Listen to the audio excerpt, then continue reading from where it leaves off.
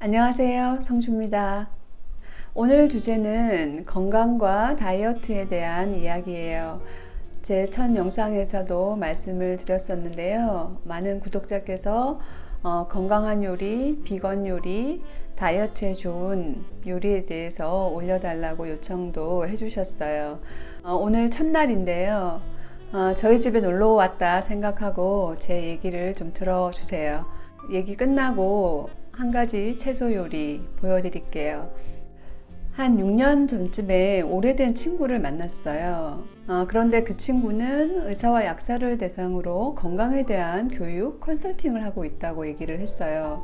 그러면서 저한테 너 마른 비만이야. 너 고기 싫어하지? 그래요. 그래서 나 고기 싫어해. 난 풀을 좋아해. 그랬더니 너 단백질 부족이야. 너 이러이러한 증세 있지 않아? 그러는 거예요. 그런데 그 증세가 저한테 다 있었어요.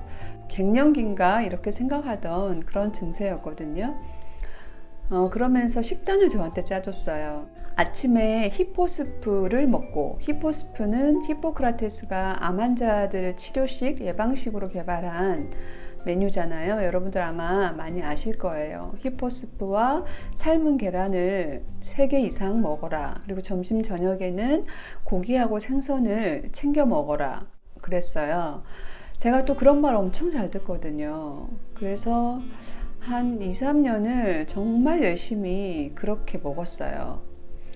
근데 어느 날 제 몸에 이상한 증세들이 나타났다는 거를 제가 인지를 하기 시작했어요. 근데 그게 한 1년도 더 지난 다음인 것 같아요. 제가 지금 증세를 얘기를 할 건데 그런 증세가 있으신 분들은 잘 들어보세요. 손가락 끝부터 손가락 마디, 손목, 발목, 등, 어깨, 견갑골, 고관절까지 너무 아픈 거예요. 통증이 점점점 심해지고 부위도 확대되고 급기야는 족저근막염까지 왔었어요. 병원에 갔어요. 일단은 손가락 관절이 너무 아파가지고 정형외과를 갔더니 류마티스 관절염 진단 직전이라고 얘기를 하시면서 골다공증 검사를 받아보라고 하셨어요. 근데 제 생각에 검사하면 수치가 낮으면 뭐 칼슘 내지는 비타민 D 처방 해주실 거잖아요. 의사가 해줄 수 있는 거는 뭐 그거죠. 근데 그걸로 이게 나을까 의심이 들었어요. 그래서 그냥 나왔어요. 그리고 손가락 사이에 빨갛게 되면서 껍질이 벗겨지고요. 따갑고 아프고. 그래서 피부과에 갔더니 무슨 접촉염? 그러면서 이제 연고를 처방해 주셨는데 낫지를 않고 점점 부위가 커지고 손목, 팔 쪽으로 이렇게 부위가 확대가 되는 거예요. 그리고 불면증에 시달렸고요. 자는 동안에 한 4-5번은 깨서 화장실에 가는 증세, 빈뇨 증세가 나타났던 거죠. 그러니까 신장이 안 좋아졌던 거예요. 또 탈모도 굉장히 많아졌고요. 그리고 제가 건강검진을 받았는데 위축성 위염, 역류성 식도염, 그리고 고지혈증, 콜레스테롤 수치도 높고 대장 용종도 한 서너 개 있어서 떼고요. 이러다가 진짜 큰일 나겠다 싶더라고요. 그래서 제가 그때부터 공부를 하기 시작했어요. 인터넷을 뒤지고 책도 사서 읽고 유튜브도 찾아서 보고요. 그리고 정부하고 지자체에서 하는 건강 관련 무료 교육들이 꽤 많이 있더라고요. 그런 데를 열심히 찾아가서 들었어요. 그러면서 제가 내린 결론은 그거였어요. 제가 2, 3년간 열심히 챙겨 먹은 그 음식이 저한테 제 몸에 문제를 일으켰다는 거죠. 계란, 고기, 생선이요. 이게 왜 문제가 되냐면 이런 동물성 식품에는 단백질과 지방과 콜레스테롤이 너무 많이 들어있다는 거예요. 사람이 필요로 하는 만큼을 넘어서는 양의 영양 성분들이 들어있고 그것들이 제 몸에서 이상 증세를 일으켰던 거예요. 사실 요즘 현대인들은 영양 부족보다는 영양이 과해서 문제라고들 하잖아요. 이런 과한 단백질 같은 것들이 몸에 들어가면 저장이 되지 않고 다 배출이 되는데 피부나 호흡이나 대변이나 소변으로 배출이 되고 이러한 과정에서 우리 몸에 이상 증세가 생긴다는 거였어요. 그래서 만성 통증, 부종, 관절염, 알레르기 피부염, 역류성 식도염, 당뇨병, 골다공증 이런 것 말고도 이런 것 때문에 생기는 나쁜 병들이 굉장히 많았어요. 저 머리 한 대 얻어 맞은 것 같았어요. 동물성 식품이 이렇게 나한테 이런 결과를 만들어내고 내 몸에 나쁜 영향을 주었구나. 그리고 또 하나 제가 깨달은 게 내가 먹는 음식이 내 몸을 만드는구나. 내가 어떤 음식을 먹느냐에 따라 내 몸이 건강해지기도 하고 나빠지기도 하는구나를 이 단순한 진리를 그때 알은 거예요. 너무 바보 같죠. 근데 사실 모르던 내용은 아니에요. 좋은 음식, 건강한 음식을 먹어야 몸이 건강해진다를 입버릇처럼 말하기도 하고 알고도 있었지만 정말 제가 뼛속 깊이 깨달은 순간은 그 순간이었어요. 그래서 그때부터 현미, 야채, 과일식을 시작했어요. 그러니까 동물성 식품, 고기, 생선, 우유, 계란을 딱 끊은 거죠. 그리고 또 하나는 그냥 그것만 먹은 게 아니라 그것들을 생으로 먹었어요. 생으로 먹은 이유는 모든 식재료는 열을 가하기 시작하면 그때부터 영양소가 파괴되기 시작한다고 보면 되거든요. 그래서 저는 영양을 100% 섭취하고 싶었어요. 왜냐하면 제 몸에 나타난 증상들을 빨리 없애고 싶었거든요. 지금 보이는 게 제 초기 식단이에요. 현미를 물에 불려서 생으로 먹고 야채도 아무 드레싱 없이 조리 과정 없이 그냥 먹었고요. 과일, 마른 김, 생김 추가해서 먹고 가끔 말린 과일도 넣어서 먹었습니다. 그런데 이렇게 제가 10개월을 했는데 사실 2주 정도 지나니까 모든 증세가 거의 다 나았어요. 그리고 그 증세와 더불어서 제가 5kg가 쪄 있었어요. 근데 그 2주가 지나고 5kg도 바로 빠져버렸어요. 제가 몸으로 체감을 했죠. 정말 동물성 식품이 나한테 건강에 좋지 않구나. 그리고 다이어트의 적이었구나를 제가 바로 깨달았죠. 제가 그때 현미 채식을 할 때 저희 작은 아이가 자기 살이 많이 쪘다고 저랑 같이 시작을 해서 이틀을 했었거든요. 이틀 하고 손 들긴 했는데 그 이틀 동안 2kg 빠졌어요. 네, 다이어트에도 굉장히 좋아요. 동물성 식품을 먹지 않으면 다이어트는 바로 됩니다. 사실 다이어트는 우리가 평생 해야 되잖아요. 여자뿐만이 아니고 남자들도 마찬가지입니다. 결국 비만이 모든 병을 가져오거든요.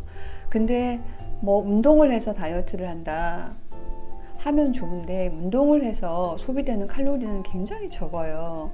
그리고 굉장히 힘들어요. 굉장히 오랜 시간을 해야 우리가 원하는 칼로리만큼을 소비할 수가 있기 때문에 지속 가능한 일이 아니에요. 우리는 매끼 밥을 먹어야 되고 평생 먹어야 되기 때문에 이 현미, 야채, 과일을 배부르게 먹으면서 다이어트를 할 수 있다는 거예요. 평생 먹으면서, 배부르게 먹으면서.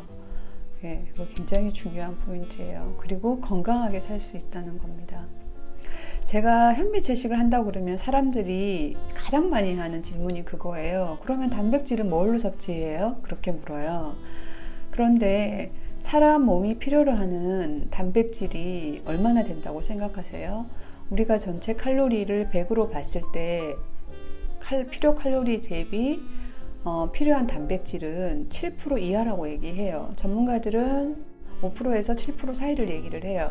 근데 현미에 들어있는 단백질이 8%입니다. 사람이 처음에 태어났을 때 모유를 먹잖아요. 물론 그렇지 않은 사람도 있지만 모유를 먹습니다. 그러면 1년 동안 그 아이가 얼만큼 성장하는지 한번 보면 몸무게는 거의 3배가 자라고 키는 2배가 자라죠. 일생을 봤을 때 가장 많이 성장하는 때가 그 1년이라고 하는 거고요. 그 1년 동안에 먹는 게 모유라고 보면 그 모유에 들어있는 단백질이 8%밖에 안 돼요. 한 살이 지나면 서서히 성장을 하다가 사춘기가 되면 또 폭발적인 성장을 하죠. 근데 0세부터 1세 사이에 성장한 만큼은 아니에요. 그리고 성인이 된 다음에는 우리가 더 이상 성장을 하지 않잖아요. 그러면 7%의 8%의 단백질이 필요가 없는 거예요. 그 이하로 필요한 거죠. 그런데 우리가 먹는 그 동물성 식품에는 단백질이 최하 30%, 많게는 50% 이상 들어 있습니다. 그 많은 것들이 우리 몸에 들어와서 소화 분해되는 과정에서 우리 몸에 나타나게 되는 그런 증세들, 그런 것들이 우리를 병들게 하고 살이 찌게 하고 복부 비만을 만들고 그렇게 되는 거거든요. 그래서 저처럼 이렇게 한순간에 탁 끊으면 가장 좋지만, 그게 아니라면 조금씩 줄여나가는 거, 관심이 있으시다면 고기를 식단에서 빼는 것부터, 그 다음에 생선, 그 다음에 우유, 그 다음에 계란, 이런 식으로 빼나가는 것도 좋을 것 같아요. 그래서 건강과 다이어트를 위해서 비건 채식을 하기를 저는 정말 강추드립니다. 그리고 제가 말씀드렸던 것처럼 저는 대변 기증하는 여자잖아요. 대변 기증을 한다는 거는 제 대장이 굉장히 건강하다는 거고, 유익균들이 굉장히 많이 살고 있다고 하는 거고, 유익균들이 많다는 거는 제 몸을 아주 건강하게 하고 있다라는 그런 반증이거든요. 그래서 제 말 한번 믿어보세요. 그리고 동물성 식품에는 단백질만 많은 게 아니라 중성지방, 콜레스테롤도 많다고 그랬잖아요. 콜레스테롤은 식물성 식품에는 들어있지 않아요. 동물성 식품에만 들어있어요. 사람 몸은 콜레스테롤을 필요한 만큼 만든다고 해요. 그러니까 그 원료가 되는 현미, 채소들을 먹어주면 몸이 알아서 만들어낸다는 거예요. 그런데 몸이 만들 거를 가외로 이렇게 먹어주면 거기에서 이제 부작용이 생기는 거고, 콜레스테롤은 성호르몬을 만드는 원료라고 하거든요. 근데 이렇게 과하게 섭취가 됐을 때 따라오는 증세가 유방암, 대장암, 전립선암, 이런 병의 원인이 되는 거예요. 그러니까 이런 거를 먹을 이유가 없는 거죠. 그리고 지방은 우리 혈관을 막히게 하는 주범이에요. 우리가 갈비찜 같은 거 해놓고 냉장고에 넣어놓으면 위에 기름이 굳잖아요. 우리가 그 고기를 먹으면 그 지방이 우리 몸에 들어가서 우리 혈관에 그렇게 굳어서 쌓인다고 보시면 돼요. 그래서 우리 혈관을 막는 거예요. 우리가 한 끼 먹고 하루 먹었다고 해서 단번에 그렇게 되는 거는 아니고, 이게 5년, 10년, 30년, 60년을 먹게 되면 비로소 서서히 이 혈관이 막혀가서 혈관성 질환들을 만들게 되는 거예요. 심근경색, 뇌경색, 심장마비, 이런 병들을 불러오게 되는 거죠. 먹을 이유가 있을까요? 그리고 작년 9월에 UN 총회가 있었고, 스웨덴 소녀 툰베리가 했던 연설이 굉장히 파장을 일으켰잖아요. 지금 생태계가 파괴되고 있는데 여러분들은 돈과 경제 성장 얘기만 하고 있을 거냐, 너무 무책임한 거 아니냐, 이런 얘기들을 했어요.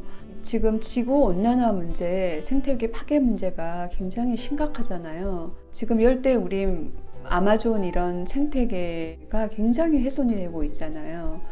공장식 축산, 동물들을 키우기 위해서 벌어지고 있는 일들이라고 하잖아요. 각계각층 또 산업군에 따라서 그 어떤 이익이나 이런 여러 가지 것들이 걸려있기 때문에 굉장히 논란이 심각한 걸로 알고 있어요. 동물들이 호흡을 하고 트림을 하고 할 때 나오는 게 이산화탄소고 메탄가스잖아요. 이런 것들이 지구의 온도를 높이는 원인 가운데 굉장히 많은 퍼센테이지를 차지하고 있어요. 그리고 동물들을, 옛날에는 우리가 소를 키우거나 이럴 때 풀을 먹였지만 요즘은 사료, 곡식을 먹이잖아요. 소 1kg를 얻으려면 곡식 16kg이 필요하다고 합니다. 그만큼 많은 곡식을 키워야 되고, 그래서 그런 아마존에 있는 숲을 없애고 곡식을 키우는 거죠. 그래서 이런 환경적으로도 정말 좋을 게 없는 거예요. 지금 이 영상을 보시는 분 중에서 이런 축산업에 종사하는 분들이 계실 수도 있는데요.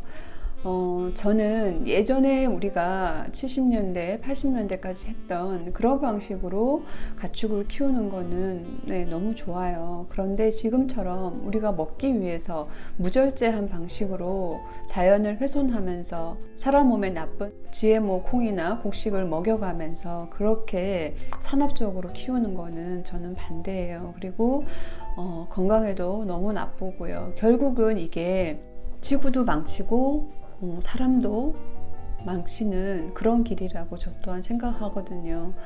그래서 축산업 관련, 동물성 식품 관련 업을 하고 계시는 분이 계시다면 그래도 저는 어쩔 수가 없습니다. 제 소신이고 신념이고 제가 또 이렇게 얘기한다고 해서 여러분들이 저처럼 다 하실 것도 아니라고 생각해요. 결국은 각자의 선택이고 저는 이런 선택을 했고 이런 이유에서 이런 선택을 해 가고 있고 또 이런 채널을 통해서 그런 얘기들을 좀 하고 싶기도 했고 그래서 하고 있습니다. 그래서 너무 언짢게 생각하지 마시고 저렇게 생각하는 사람도 있구나, 저렇게 사는 사람도 있구나, 이런 차원으로 이해를 해주시면 좋을 것 같습니다.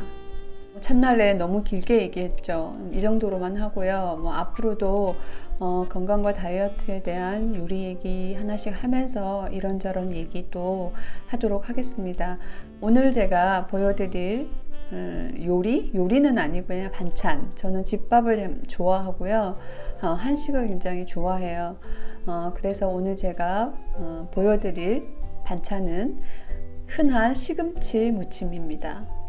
여러분들은 시금치 무칠 때 어떻게 하세요? 조리? 보통 시금치 무칠 때 끓는 물에 소금 넣고 데쳐가지고 찬물에 헹궈가지고 꼭 짜서 양념해서 먹잖아요. 네, 저는 오늘 그렇게 하지 않을 거예요. 식재료를 물과 함께 요리를 하면 그 물에 영양소가 다 빠져나가요. 저수분으로 찌듯이 살짝만 익힐 거예요. 그렇게 해서 양념해서 먹을 건데요. 저는 반찬들 보여드리면서 이렇게 양념하세요, 이런 얘기 하고 싶지 않아요. 왜냐하면 저보다 고수이신 분들 훨씬 많을 거고요. 저는 사실 요리한 지도 얼마 안 됐어요. 제가 그렇게 몸이 안 좋아지고 비건을 하면서 요리를 하기 시작했고, 그렇기 때문에 그런 것보다는 어떻게 요리를 해야 우리가 좀 더 영양을 잘 챙겨 먹을 수 있는지, 조리 방법, 조리 도구, 이런 것들에 대해서 얘기를 드리려고 해요. 우리가 식생활을 할 때 중요한 게 식재료가 굉장히 중요하고요. 어떤 식재료를 우리가 선택하느냐.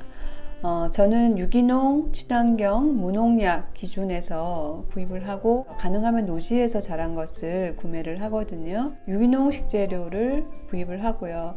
물론 무농약이라는 게 전혀 농약을 안 친 건 아니잖아요. 어떤 기준에 의해서 그렇게 되어 있는데 농약을 쳤다고 해도 수확 직전에는 농약 치지 않기 때문에 잘 씻어서 먹으면 얼만큼 농약은 다 씻겨 나가고 또 소량 남아있는 농약은 우리가 먹어도 금방 배출이 된다고 하니까 크게 걱정은 안 해도 됩니다. 그렇게 좋은 식재료를 선택을 하고 조리 방법에 있어서는 모든 식재료는 열을 가할 때 영양소가 파괴된다고 말씀을 드렸고 그것뿐만이 아니라 수확이 돼서 나오는 순간부터 공기에 노출이 되면서 빛에 노출이 되면서 영양소가 파괴되거든요. 그래서 물과 함께 요리를 해도 파괴가 되고 기름과 함께 요리를 해도 또 파괴가 되고, 그리고 고온에서 요리를 할 때도 영양소는 파괴되고 고압에서 요리를 해도 파괴가 됩니다. 그래서 저온, 저수분, 저유분, 반압 요리를 하는 게 좋다, 이렇게 말씀드릴 수 있고요. 그리고 조리 도구도 굉장히 중요합니다. 우리가 예전에, 저도 대학교 때 알루미늄 냄비에 라면 끓여 먹는 거 굉장히 좋아했었는데요.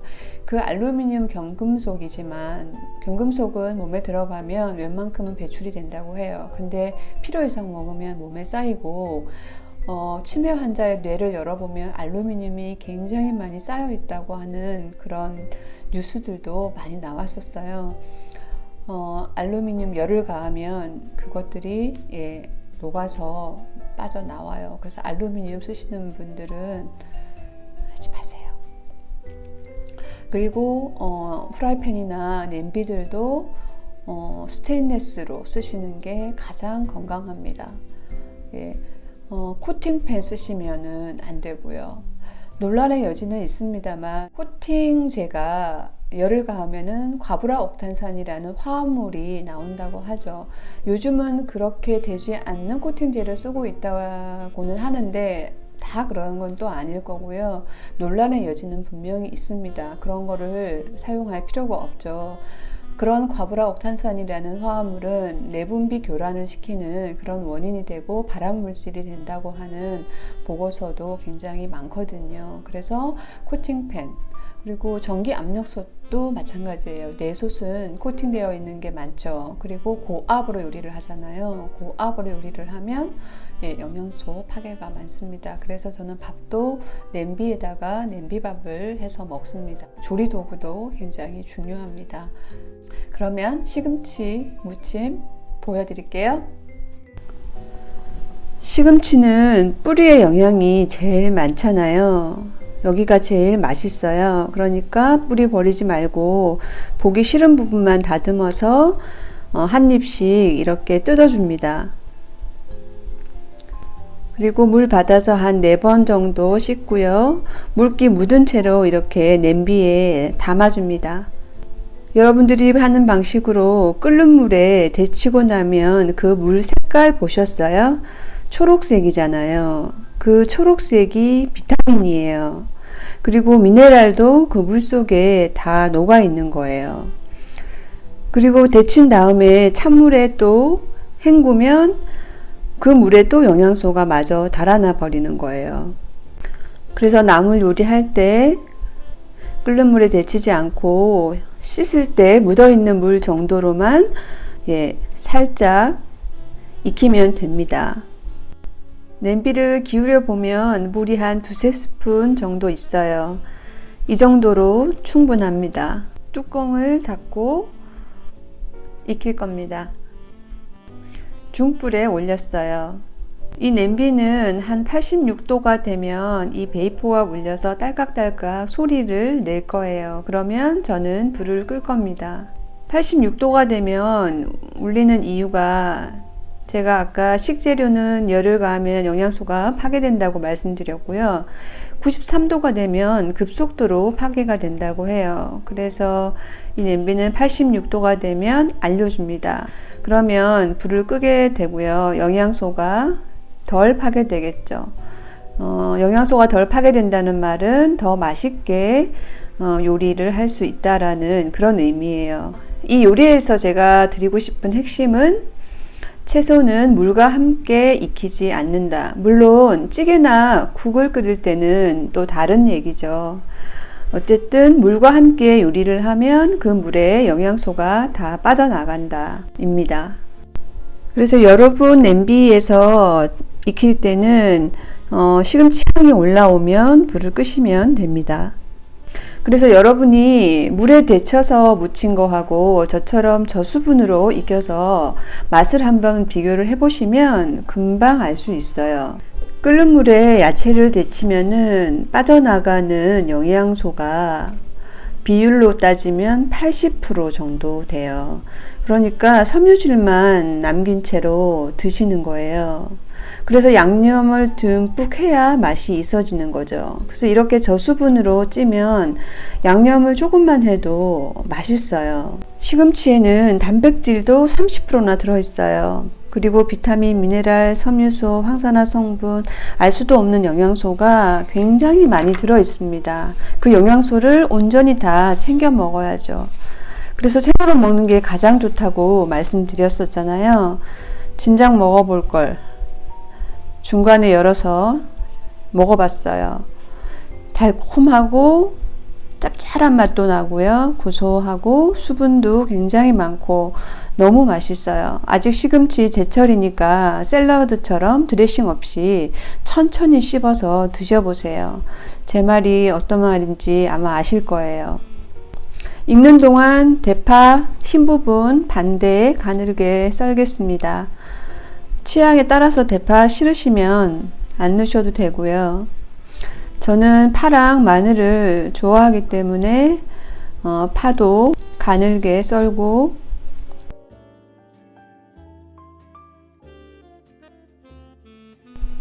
마늘도 다져서 한 스푼 넣을 거예요. 마늘도 시중에 다져서 파는 거 말고요. 그때그때 사서 까서 다져 먹는 게 훨씬 신선하고 영양도 많고 그러니까 더 맛있고요. 저는 마늘도 농부님한테 직접 구입을 하는데요. 간혹 부족할 때는 한살림에서 유기농 친환경 무농약으로 사 먹습니다. 지금 익히고 있는 저 시금치도 한살림에서 노지 것으로 구입을 했어요. 노지 거는 굉장히 못생겼잖아요. 그래서 훨씬 예뻐요. 그리고 소금이나 집간장 취향대로 쓰시면 되는데, 저는 오늘 소금이랑 그리고 들깨가루 그리고 들기름 조금 넣어서 무칠 겁니다. 소리 나죠? 86도가 됐다는 소리예요. 불 끌 겁니다. 초록이 너무 예쁘죠?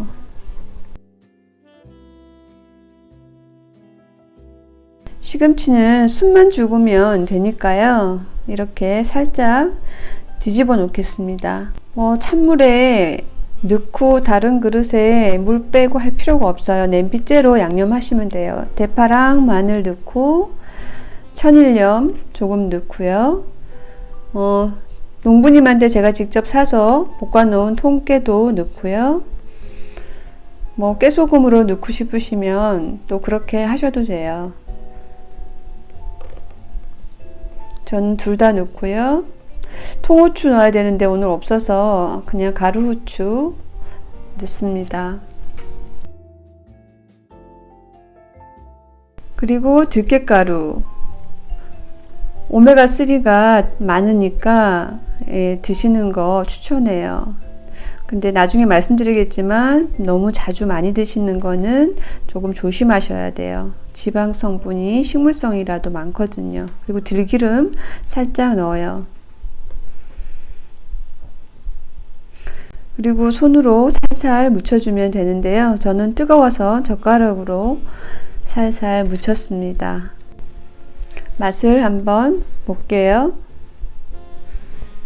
당연히 맛있죠, 너무 맛있었어요. 먹어보지 않은 사람은 절대 알 수 없어요. 그릇에 예쁘게 담아 보겠습니다.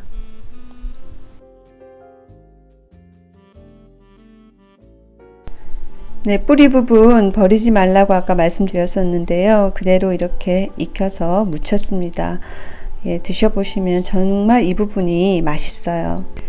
위에 깨소금 조금 뿌려 볼게요. 맛있는 향기 나죠? 맛도 좋고 영양도 좋은 시금치 무침 완성되었습니다. 유기농 시금치 무침 끝이에요. 재밌게 보셨어요? 내용이 좀 길었죠? 요즘 코로나19 때문에 다들 걱정이 많으실 텐데요. 개개인이 면역력만 확실히 키워놓으면 크게 걱정할 일이 없다고 해요. 현미, 채소, 과일식만 제대로 하시면 면역력은 짱이거든요. 꼭 한번 실천해 보시기를 바랍니다. 도움 되셨으면 좋아요 잊지 마시고요. 구독 안 하신 분 꼭 눌러주세요. 댓글도 남겨주시고요. 다음 시간에 뵙겠습니다. 시청해 주셔서 감사합니다.